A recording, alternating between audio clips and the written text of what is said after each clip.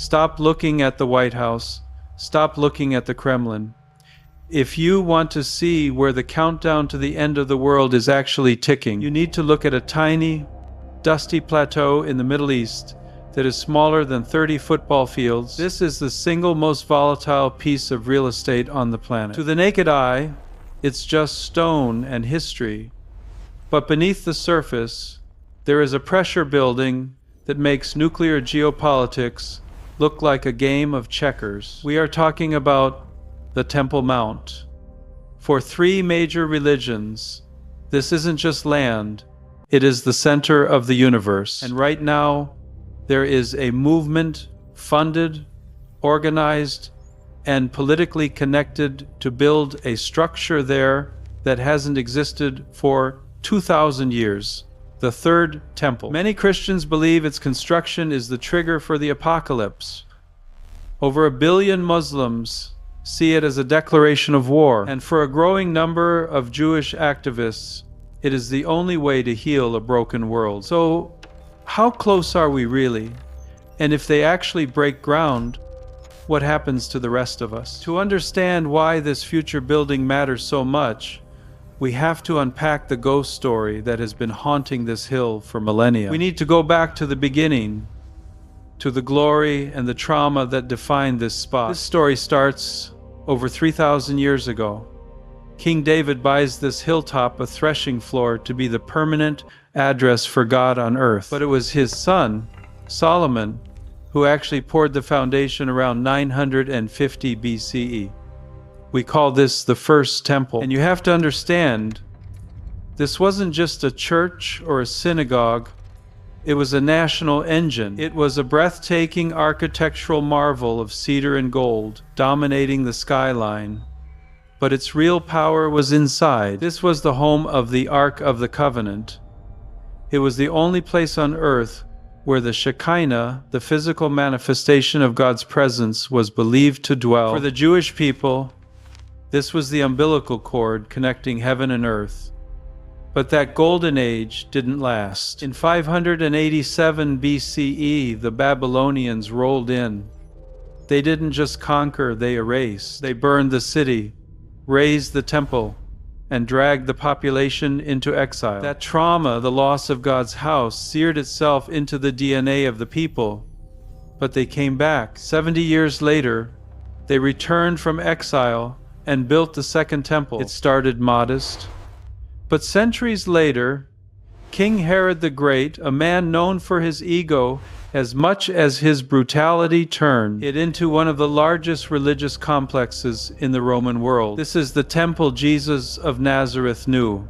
When you read the Gospels and you see him flipping tables or teaching in the courts, he is walking on these stones. He famously looked at those massive buildings and prophesied that not one stone would be left upon another. And in the year 70 CE, that terrifying prediction became a reality. The Roman legions, led by Titus, crushed a Jewish revolt and set Jerusalem on fire. They dismantled the Second Temple so thoroughly that they left almost nothing behind. The only thing that survived was a retaining wall, just a support structure for the plaza above. You know it today as the Western Wall.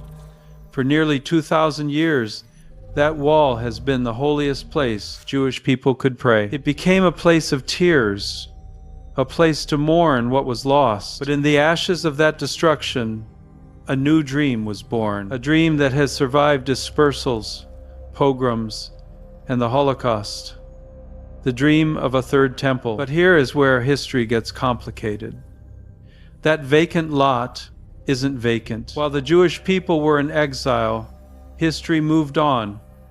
For the last 13 centuries, that hilltop has been the crown jewel of another faith. Today, if you look at the Jerusalem skyline, you don't see a Jewish temple. You see the golden gleam of the Dome of the Rock and the silver dome of the Al-Aqsa Mosque. This creates a collision of three different timelines, three different prophecies, all fighting for the same square footage. Let's walk down the first path, the Jewish perspective.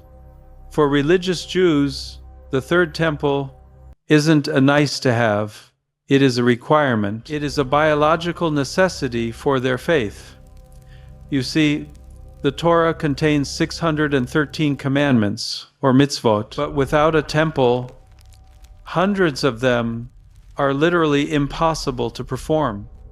You cannot do the priestly duties. You cannot offer the sacrifices that are the bedrock of biblical atonement. Modern Judaism, the prayers, the synagogues, is seen by many as a placeholder, a survival mechanism, until the real system can be brought back online. The Orthodox view is that the Messiah's arrival is linked to this building. Now, there is a fierce debate here. Some say, wait for God. He will drop the temple from the sky. But others, following scholars like Maimonides, say, no, we have to build it. And that second group, they are done waiting. Then you have the Christian path, specifically the evangelical view. And this is where things get really intense. For millions of Christians, the rebuilding of the temple is the flashing red light that signals the end times. They aren't excited about animal sacrifices. They are excited about what the building triggers. They look at the book of Daniel and the words of Jesus about the abomination of desolation. They look at the Apostle Paul's second letter to the Thessalonians, which warns of a man of lawlessness, the Antichrist. Paul writes that this figure will set himself up in God's temple, proclaiming himself to be God. Well, you can't sit in a temple that doesn't exist. So, for this prophecy to work, the third temple must be built. It sets the stage for the final 7 years of tribulation, the rise of the Antichrist, and ultimately, the return of Jesus to crush him. So you have this strange dynamic where Christian groups are essentially funding a Jewish temple, but they are doing it because they believe it will usher in the return of Christ. And finally, we have to look at this through the eyes of Islam. For over 1 billion Muslims, this is the Haram al-Sharif, the noble sanctuary. It is the third holiest site in the entire Islamic world.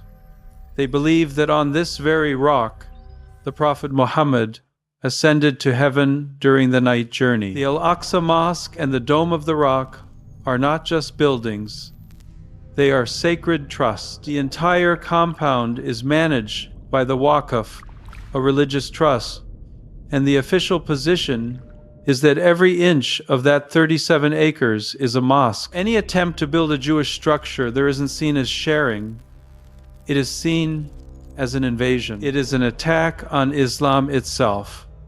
So, you have an immovable object and an unstoppable force. But recently, we've moved from theology to logistics. This is the part that should make you sit up and pay attention. The third temple is no longer just a prayer. It is a project plan. The most prominent group leading this charge is the Temple Institute in Jerusalem. They aren't just reading old books, they are manufacturing the hardware. They have already recreated the sacred vessels. We are talking about the golden menorah, the high priest's breastplate with the 12 precious stones, the silver trumpets. These aren't museum exhibits. They are functional tools built to biblical spec, sitting in glass cases in the old city, ready to be carried up the hill at a moment's notice. They are even training men from the priestly bloodlines, the Kohanim, on how to butcher the sacrifices and light the incense. But the most bizarre and specific preparation involves a cow, a red cow. The book of Numbers speaks of the red heifer, the para aduma. It says that to purify the priests so they can enter the temple, you need the ashes of a perfectly red heifer. No black hairs, no white hairs. Never worked a day in its life. Without this biological key, the door to the third temple remains locked. For centuries, this was theoretical. But in September 2022, the internet exploded when 5 red heifers arrived in Israel from a ranch in Texas. It felt like the clock struck midnight. However, biology is tricky. By 2025, the Temple Institute had to admit that 4 of them were disqualified, too many non-red hairs appeared as they aged. There was even a practice-run sacrifice in the summer of 2025 that caused a frenzy on social media, but it was just that, a drill with an invalid cow to test the procedures. It wasn't the real thing. But don't miss the point. They are breeding them.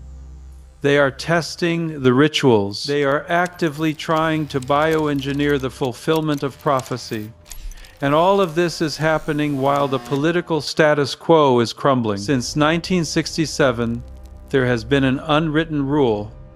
Jews can visit the Mount, but they cannot pray there. For decades, the Israeli police enforced this strictly to keep the peace. But if you go there today, you see the cracks. You see groups of religious Jews ascending, whispering prayers, sometimes bowing down. Every time this happens, videos go viral, tensions spike, and rockets fly. The Muslim world sees this as a slow-motion takeover. They believe the Al-Aqsa Mosque is in danger. And history shows us that when people believe their holy sites are under threat, logic goes out the window. The biggest hurdle, of course, is the Dome of the Rock itself. It is sitting right on top of where most scholars believe the Holy of Holies needs to be. You can't just build around it. But history offers a strange, almost forgotten precedent that makes you wonder. Back in the 4th century, the Roman Emperor Julian, a guy who hated Christianity, actually gave the Jews money and permission to rebuild the Third Temple. He wanted to prove the Christians wrong. The construction actually started, but according to ancient historians, it stopped because fearful balls of fire erupted from the foundations, burning the workers. The project was abandoned. But the point is, a non-Jewish political leader tried to broker the deal. Could we see that again? Could a modern peace treaty, maybe the covenant Daniel talks about, create a political solution for a spiritual problem? This is the ultimate powder keg. We have 3 massive faiths, a nuclear-armed state, and a plot of land that everyone claims is the hotline to God. We are seeing preparations today that haven't existed since the Roman Empire. We have U.S. congressmen affirming Jewish rights to the Mount. We have heifers in Israel.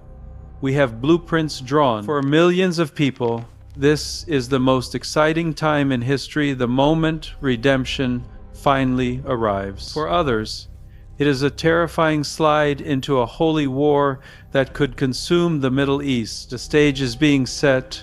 The actors are learning their lines. The props are ready. The only question left is, when does the curtain go up? And when it does, where will you be standing? I want to know what you think. Is this just ancient history replaying itself? Or are we actually watching the end times unfold in real time? Let me know in the comments below.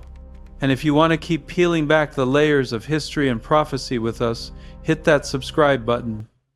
You won't want to miss what we cover next.